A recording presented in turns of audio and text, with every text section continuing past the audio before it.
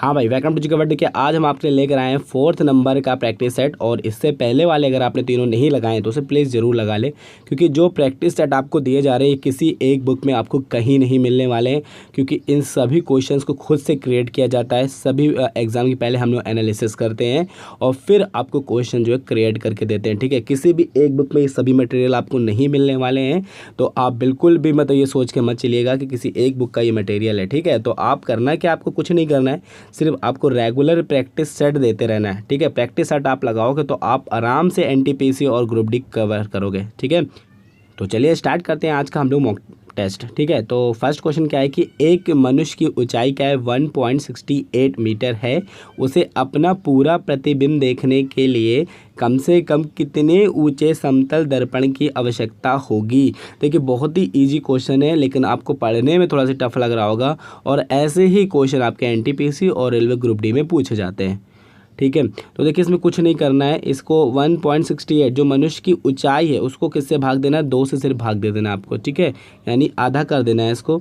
तो आपका जो आंसर क्या आएगा, ये आएगा 0.84 मीटर में। ठीक है, क्योंकि देखिए क्या ऊंचाई क्या मीटर में ही दी है ना, तो मीटर में इसका आंसर आएगा। तो यानी प्रतिबिंब हमें कितने ऊंचे समतल दर्पण में दिखाई देगा, तो यार लिखेगा 0.84 मीटर जो है समतल दर्पण अगर हम लेते हैं तो हमारा जो पूरा प्रतिबिंब दिखाई देगा। ठीक है, चलिए नेक्स्ट क्वेश्चन क्या आपका कि प्रातः काल के समय सूर्य अधिक लाल दिखाई देता है।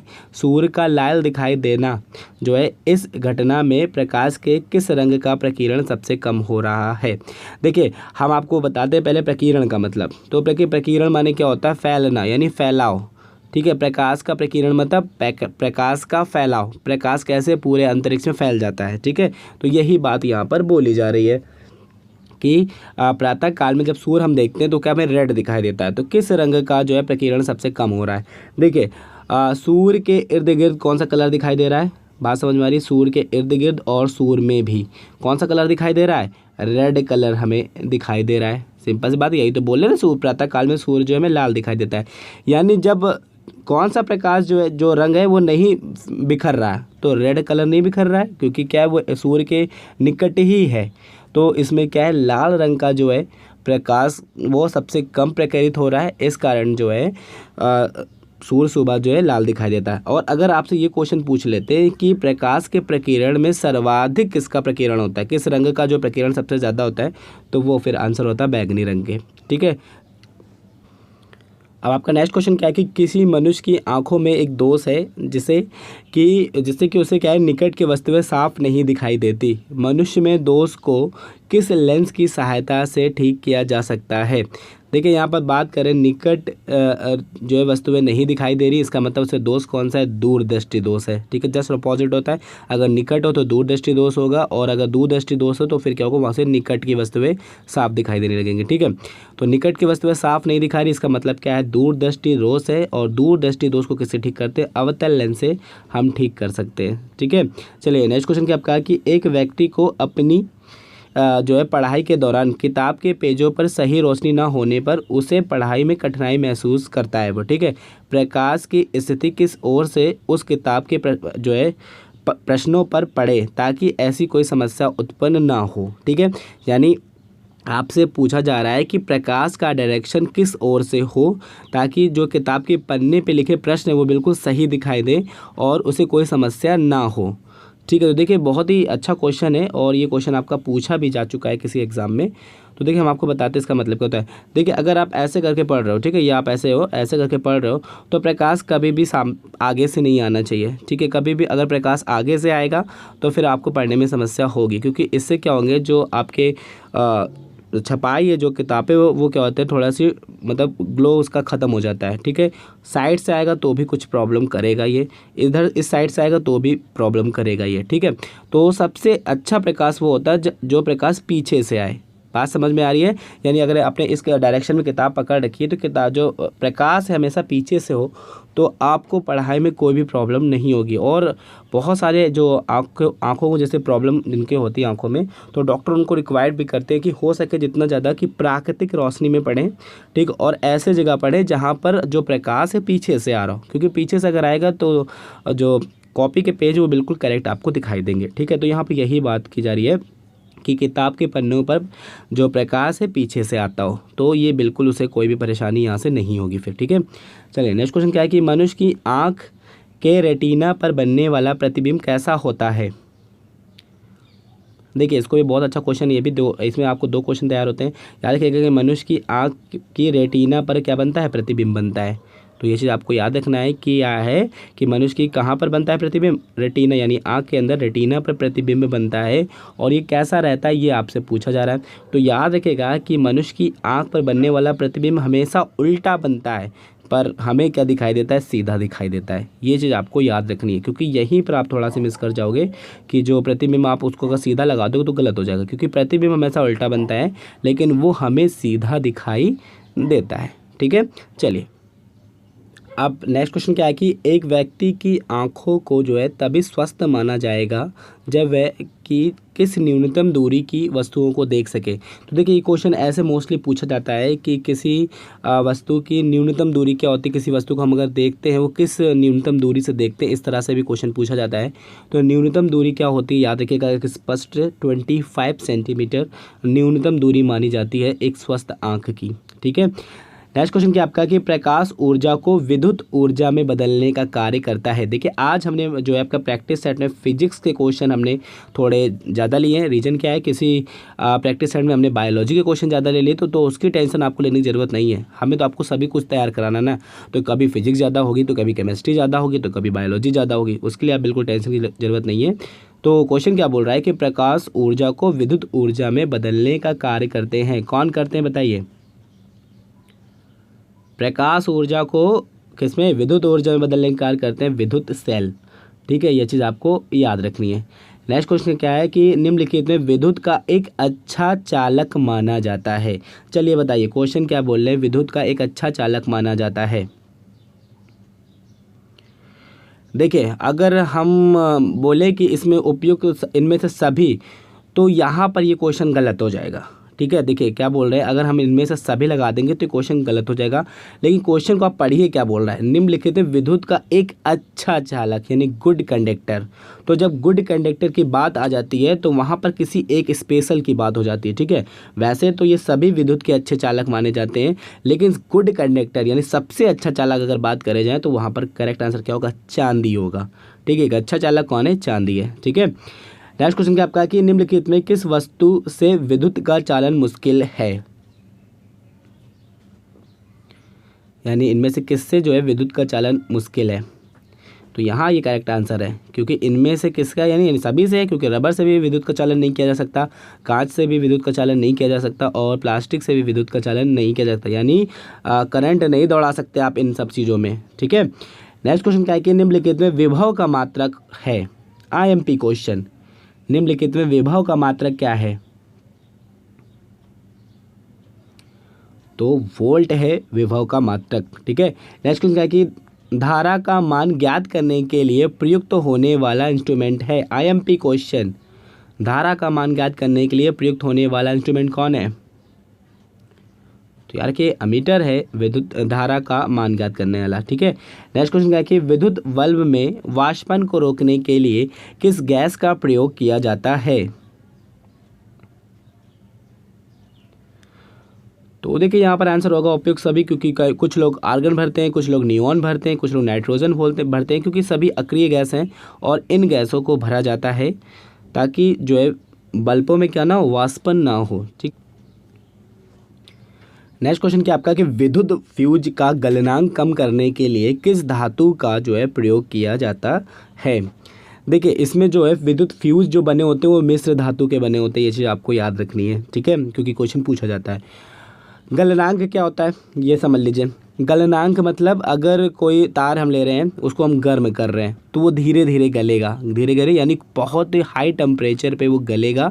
ठीक है, और क्या स्लोली गलेगा। ठीक है, तो अगर वो स्लोली गलेगा तो अब वो प्रॉब्लम करेगा। प्रॉब्लम क्या करेगा, जैसे आपके घर में कोई शॉर्ट सर्किट होता है। ठीक है, और अगर इसका गलनांक जो आपने फ्यूज़ लगाया उसका गलनांक क्या होगा, बहुत अधिक होगा। ठीक है। अगर गलनांक क्या होगा, उसका बहुत अधिक होगा, तो जब तक आपके घर के सब चीज़ ब्लास्ट हो जाएगा तब वो जाके वो तार गलेगा और हटेगा। लेकिन इसमें क्या होता है, विद्युत फ्यूज का जो तार होता है उसका गलनांक बहुत कम कर देते हैं। गलनांक मतलब वो जैसे ही मतलब फ्यूज होता है वैसे वो जलकर अलग हो जाता है। इस कारण इसका गलनांक को क्या किया जाता है, कम किया जाता है। ठीक है। तो गलनांक कम किस धातु के प्रयोग किया जाता है, तो यार रखिएगा सभी का। तांबे का किया जाता है, टीन और सीसा, इसी से क्या बनता है, फ्यूज तार बनता है। ठीक है। नेक्स्ट क्या कि निम्नलिखित में किलोवाट घंटा मात्रक है। बताइए, काफी अच्छा क्वेश्चन है। किलोवाट घंटा मात्रक किसका है, तो यार रखिएगा ऊर्जा का मात्रक है ये। ठीक है। नेक्स्ट क्वेश्चन है, विद्युत धारा उत्पन्न होती है, किससे होती है, डायनेमो से होती है विद्युत धारा उत्पन्न। ठीक है। नेक्स्ट क्वेश्चन है कि सौर कुकर के सतह का रंग होता है, कैसा रंग होता है सौर कुकर के।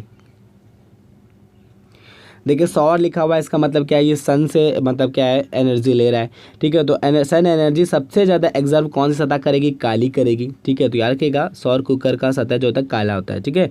नेक्स्ट क्वेश्चन क्या है कि ऊर्जा संरक्षण के नियम को अन्य किस नाम से जाना जाता है। ये भी बहुत अच्छा क्वेश्चन है। क्या बोल रहे हैं, ऊर्जा संरक्षण के नियम को अन्य किस नाम से जाना जाता है, तो याद रखिएगा लेंज का संरक्षण नियम। ठीक है। नेक्स्ट क्वेश्चन क्या है कि वेबर मात्रक है, आईएमपी क्वेश्चन, तो याद रखिएगा चुंबकीय फ्लक्स का मात्रक है। नेक्स्ट क्वेश्चन क्या आपका कि बेकिंग सोडा का औद्योगिक प्रयोग निम्नलिखित में कौन सा है, तो देखिए उपयुक्त सभी आग बुझाने वाले यंत्रों में भी किया जाता है, कोल्ड ड्रिंक में भी किया जाता है और सोडा वाटर में भी किया जाता है। ठीक है। नेक्स्ट अमोनियम क्लोराइड किसका रासायनिक नाम है, ठीक है, नौसादर का है अमोनियम क्लोराइड रासायनिक नाम। ठीक है। नेक्स्ट क्वेश्चन क्या है कि कैल्शियम ऑक्सीक्लोराइड का व्यापारिक प्रयोग क्या है, तो पहले हम आपको बता ही दें कि ये कैल्शियम ऑक्सीक्लोराइड का जो नेम है ये है ब्लीचिंग पाउडर। ठीक है। इसको हम लोग, इसका जो रासायनिक नेम है क्या है, कैल्शियम ऑक्सीक्लोराइड है, और इसे हम लोग ब्लीचिंग पाउडर भी बोलते हैं। तो सिंपल सी बात है, इसका प्रयोग सब में होता है। चीनी को सफ़ेद करने में होता है, पेयजल को जीवाणु रहित करने में होता है, क्लोरोफॉर्म बनाने में होता है, सब में इसका प्रयोग होता है। ठीक है। नेक्स्ट क्या कि निम्नलिखित में किस पात्र में रखी दही मनुष्य के मौत का कारण भी बन सकती है, आईएमपी क्वेश्चन, यानी किस पात्र में हम लोग दही रख दें जो क्या हो जाए, वो जहरीली हो जाती है। तो याद रखिएगा तांबे के पात्र में दूध से बनी चीज़ें कभी नहीं रखनी चाहिए, क्योंकि ये ऑक्सीकृत हो जाते हैं और इसमें बहुत सारे टॉक्सिन्स बनाते हैं जो मनुष्य के लिए हानिकारक होते हैं। ठीक है। नेक्स्ट क्वेश्चन क्या आपका कि अम्ल और क्षार में पाया जाने वाला आवश्यक अंग है, यानी अम्ल में भी पाया जाता है और क्षार में भी पाया जाता है, तो वो है हाइड्रोजन। ठीक है। नेक्स्ट क्वेश्चन क्या आपका है, ब्लीचिंग पाउडर को जब जल से क्रिया कराई जाती है तो कौन सी गैस निकलती है, क्लोरीन गैस निकलती है। ठीक है। नेक्स्ट क्वेश्चन क्या है कि एयू किसका प्रतीक है, बहुत ही इजी क्वेश्चन, एयू किसका प्रतीक है, तो यार रखिएगा गोल्ड का प्रतीक है। ठीक है। नेक्स्ट क्वेश्चन है कि किस राजनेता को संयुक्त अरब अमीरात के सर्वोच्च नागरिक सम्मान जायद मेडल से सम्मानित किया जाएगा। ठीक है। आईएमपी क्वेश्चन बहुत ही ज़्यादा करंट अफेयर का। देखिए कहाँ का जो है सर्वोच्च सम्मान है, नागरिक सम्मान संयुक्त अरब अमीरात का है। कौन सा सम्मान है, जायद मेडल है, और ये दिया जाएगा प्रधानमंत्री नरेंद्र मोदी जी को। ठीक है। चलिए नेक्स्ट क्वेश्चन क्या आपका, हाल ही में किस देश ने पबुक नामक उष्णकटिबंधीय चक्रवात आया। अरे बहुत ही आज ज़्यादा शोर शराबा है, जिसकी वजह से मुझे वीडियो बहुत ही रीटेक कर करके अपलोड करना पड़ रहा है, बहुत ज़्यादा प्रॉब्लम हो रही है आज ये। चलिए बताइए, हाल ही में किस देश में पबुक नामक उष्णकटिबंधीय चक्रवात जो आया था, तो याद रखिएगा ये थाईलैंड में आया था। ठीक है। नेक्स्ट क्वेश्चन क्या आपका कि हाल ही में जो है किस एशियाई देश ने जैव विविधता पर सम्मेलन को छठवीं जो है राष्ट्रीय रिपोर्ट सौंपी है, तो ये सौंपी है भारत ने। ठीक है। नेक्स्ट क्वेश्चन है कि नवनिर्मित भारत चीन सांस्कृतिक आदान प्रदान एवं उच्च स्तरीय मैकेनिज्म की पहली बैठक का आयोजन किस स्थान पर किया गया, तो यार ये न्यू दिल्ली के अंदर किया गया। ठीक है। नेक्स्ट क्वेश्चन, हाल ही में भारतीय तटरक्षक बल ने तेल फैलाव से निपटने के लिए किस अभ्यास का आयोजन किया, तो क्लीन सी 2018, ठीक है। नेक्स्ट क्या कि विश्व सीमा शुल्क संगठन के नीति आयोग के जो है 80वें सत्र का आयोजन किस शहर में किया गया? तो ये मुंबई में किया गया, ठीक है। नेक्स्ट क्वेश्चन आपका, निम्नलिखित में किस नदी का उद्गम स्थान नेपाल है? तो यार का यहाँ बात की जा रही गंडक नदी की, ठीक है। नेक्स्ट क्वेश्चन है कि क्षेत्रफल की दृष्टि से कौन सा केंद्र शासित प्रदेश भारत में सबसे बड़ा है? तो रखिएगा अंडमान एवं निकोबार द्वीप समूह, ठीक है। नेक्स्ट क्वेश्चन है कि कोलकाता नगर किस नदी के किनारे अवस्थित है? तो हुगली नदी के किनारे, ठीक है। नेक्स्ट है कि पश्चिमी रेलवे का मुख्यालय स्थित है कहाँ पर? जबलपुर में, ठीक है। नेक्स्ट क्या है कि माजुली द्वीप किस भारतीय राज्य में है?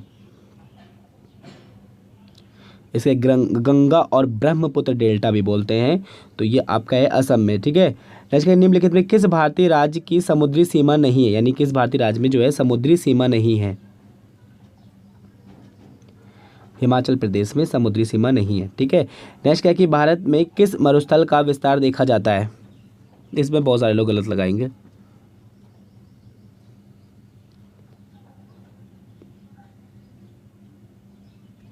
तो देखिए इसका करेक्ट आंसर क्या, थार मरुस्थल। बहुत सारे लोगों ने राजस्थानी मरुस्थल लगाया, सही सही बताइएगा कितने लोगों ने राजस्थानी मरुस्थल लगाया था। ये राजस्थानी मरुस्थल कहते हैं इसका, तो मतलब जनरल नाम है, लेकिन एक्चुअली मरुस्थल का कौन से मरुस्थल का भाग है? थार मरुस्थल का, ठीक है। नेक्स्ट क्वेश्चन क्या आपका, बांदीपुर राष्ट्रीय उद्यान स्थित है? तो देखिए कर्नाटक में स्थित है आपका, ठीक है। नेक्स्ट क्या है कि गोल्डन फाइबर कहा जाता है? तो जूट को गोल्डन फाइबर भी कहा जाता है। भारत का प्रथम जैव आरक्षित क्षेत्र है? तो यार कहेगा नीलगिरी जो है भारत का प्रथम जैव आरक्षित क्षेत्र है। यानी यहाँ पर जो है जो पूरी तरह से बैंड है ये, यहाँ पर आप मतलब बाहरी आदमी प्रवेश नहीं कर सकते हैं, जंगली जंतुओं को नहीं मारा जा सकता, पेड़ों की कटाई नहीं की जा सकती, यानी पूरी तरह से निषेध क्षेत्र है, ठीक है। नेक्स्ट क्वेश्चन है, भारत का सर्वाधिक लंबा राष्ट्रीय राजमार्ग है? ये आंसर आपके लिए आज बहुत इजी क्वेश्चन है, ठीक है। देखते कितने लोग सही बताते हो, ठीक है। बहुत ही इजी क्वेश्चन। नेक्स्ट क्वेश्चन है कि पित्त वाहिनियाँ कहाँ जाकर खुलती हैं?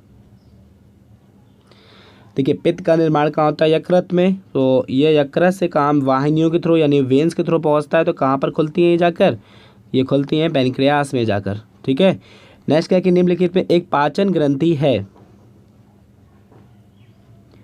तो उपयुक्त सभी अग्नाशय, यकृत, लाल ग्रंथियाँ, इन सबसे पाचनीय ही होता है, ठीक है। नेक्स्ट और लास्ट क्वेश्चन क्या है? एरोपोनिक पालन है? तो एरोपोनिक पालन कहते हैं केचुए के पालन को, ठीक है। तो ये थे सेट नंबर 4 और आई होप, मुझे लगता है कि आपको ये वीडियो पसंद आएगी, और आए तो प्लीज़ लाइक एंड शेयर। जल्दी मिलते हैं 5th नंबर के मॉक टेस्ट के साथ। तो आई होप आपको ये वीडियो पसंद आएगी। Thank you.